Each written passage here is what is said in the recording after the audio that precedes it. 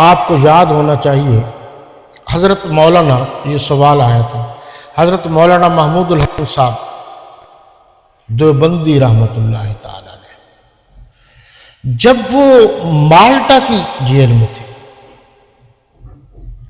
اس جزیرے میں تھے، وہاں انہوں نے انگلش بھی سیکھی اور بہت کچھ سیکھا، اور آپ کو پتہ ہوگا کہ حضرت مولانا علامہ ضیاء الرحمن فاروقی شہید رحمۃ اللہ تعالی علیہ نے جو پہلی کتاب لکھی تھی وہ یہی تھی، تاریخ مالٹا۔ مالٹا کی جو جیل مشہور ہے، اس میں یہ ہمارے بزرگ تھے، شیخ الہند جنہیں کہا جاتا ہے مولانا محمود الحسن۔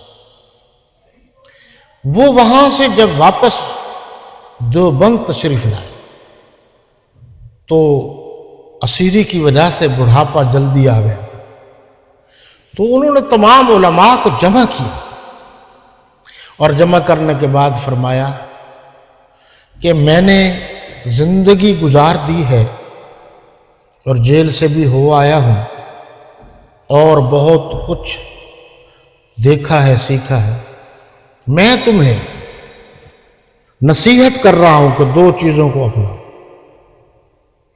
ایک، آپس کے اختلافات چھوڑ دو، اپنے آپ کو مسلمان کہنا۔ دوسرا فرمایا کہ لفظی اور معنوی اعتبار سے قرآن کو عام کرو، جو اصل رہنمائی کی کتاب تھی تم نے اس کو چھوڑ دیا۔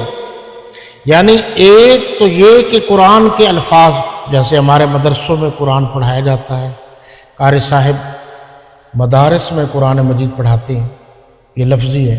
معنوی اس کا ترجمہ مفہوم، لوگوں کی اس طرف توجہ ہوگی، اور جو لوگ جن بیماریوں میں مبتلا ہیں ان بیماریوں سے ان کو نجات مل جائے گی۔ اس لیے قرآن کو لفظی طور پر پڑھا جائے تب بھی شفا ہے، معنوی اعتبار سے پڑھا جائے اور تشریح کے اعتبار سے پڑھا جائے تب بھی اجر و ثواب ہے۔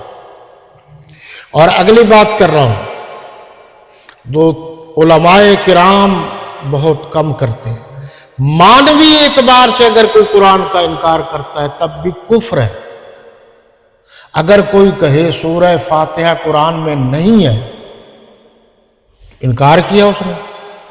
اگر کوئی کہے کہ مالک یوم الدین سورہ فاتحہ میں نہیں ہے، ایک آیا، انکار کیا، یہ کفر ہے۔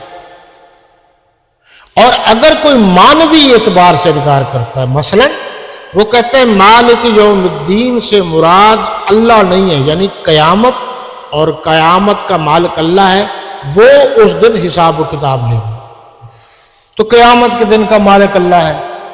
تو اگر کوئی انکار کرے کہ یہ نہیں ہے، رب العالمین سے مراد اللہ نہیں ہے، مشکل کشا و حاجت روا اللہ نہیں ہے، خالق و مالک و رازق اللہ نہیں ہے، نباتات و جمادات، شجرات و حجرات کا خالق اللہ نہیں ہے، فضا و ہوا، ارضیات و سماوات، النجوم، القمر، الشمس کا خالق اللہ نہیں ہے، تو یہ بھی کفر ہوگا۔